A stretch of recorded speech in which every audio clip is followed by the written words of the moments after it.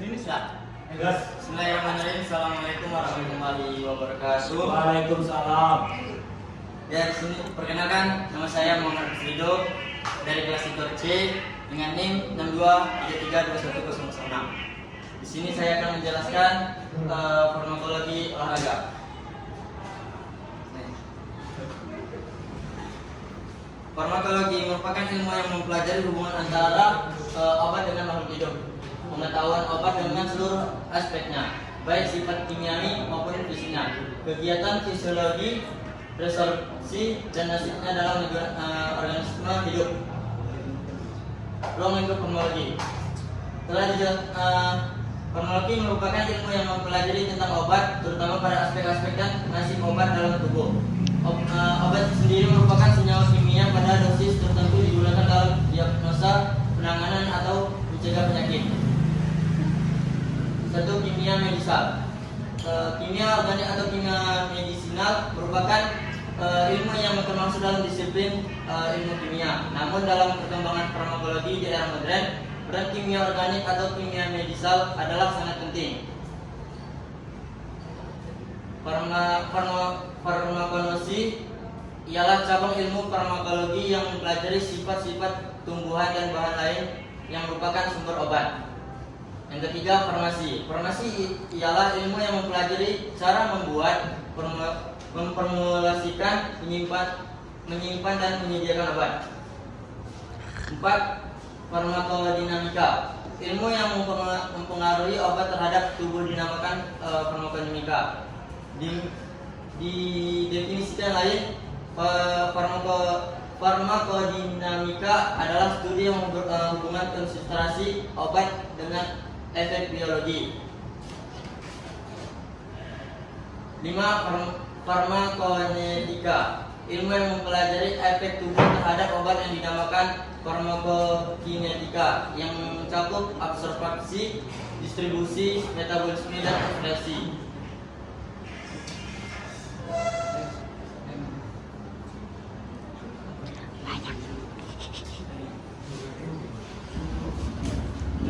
Farmakologi klinik dan terapi. Farmakologi klinik merupakan aplikasi baik farmakodinamika dan farmakokinetika pada pasien dengan penyakit. Farmakologi klinik mempelajari interaksi obat dengan organisme hidup, yaitu manusia.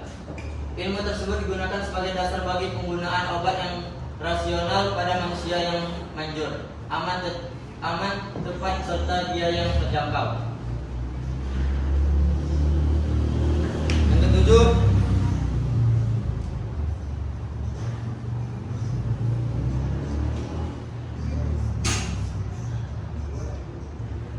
Yang ketujuh, toksikologi merupakan ilmu farmakologi yang berhubungan dengan efek samping atau sifat toksis suatu senyawa kimia. Teknologi hanya berkaitan dengan aspek toksisnya obat yang digunakan dalam proses terapi, namun juga aspek toksis yang senyawa kimia lainnya, misalnya polutan, racun, dan lain-lain dalam skala rumah tangga, industri, maupun lingkungan. Pembagian obat. Obat adalah suatu senyawa yang beraksi dalam tubuh, berinteraksi dengan molekul target dalam tubuh, menstimulasi atau menghambat proses fisiologi normal. Klasifikasi obat sebagai berikut ialah obat yang mempengaruhi sistem saraf otonom. Yang kedua, obat yang mempengaruhi sistem saraf pusat. Yang ketiga, obat yang bekerja pada sistem kardiovaskular. Yang keempat, obat yang bekerja pada sistem endokrin. Yang kelima, analgesik.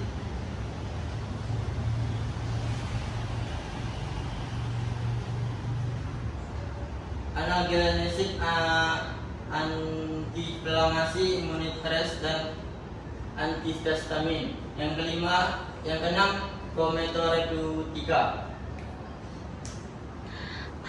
Rute pemberian obat yang melalui pemberian obat yang melalui mulut adalah cara yang paling rajin karena sangat praktis, mudah, dan aman.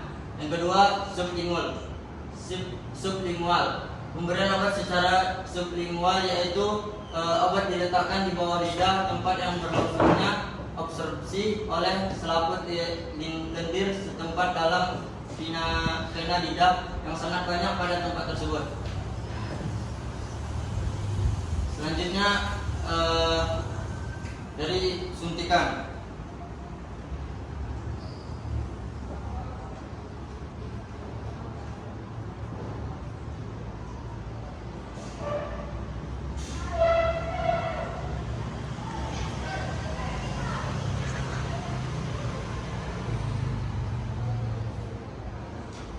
Dari suntikannya seringkali dilakukan di rumah sakit pada keadaan darurat atau dengan obat yang cepat metabolismenya dan ekspresinya guna mencapai kadar plasma yang tetap tinggi. Selanjutnya melalui paru-paru. Cara ini hanya dapat dilakukan untuk obat yang berbentuk gas atau cairan yang mudah menguap, misalnya anestetik umum, dan untuk obat lain yang dapat diberikan dalam bentuk aerosol. Selanjutnya pemberian topikal.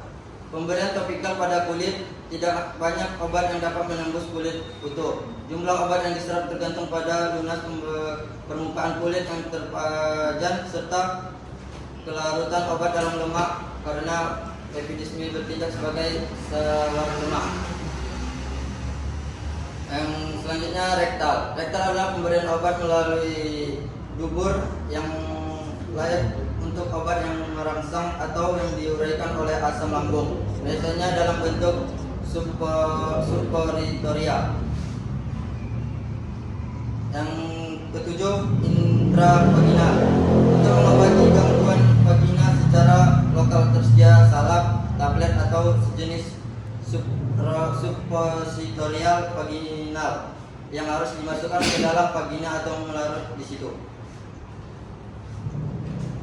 Yang ke-8 yang terakhir, intraokular dan intraaurikuler dalam mata dan telinga. Obat mata dan salep yang digunakan untuk mengobati penyakit mata atau telinga. Obat tetes mata ada bahayanya karena obat dapat diabsorpsi ke darah dan menimbulkan efek toksis. Sekian dari saya, terima kasih. Assalamualaikum warahmatullahi wabarakatuh.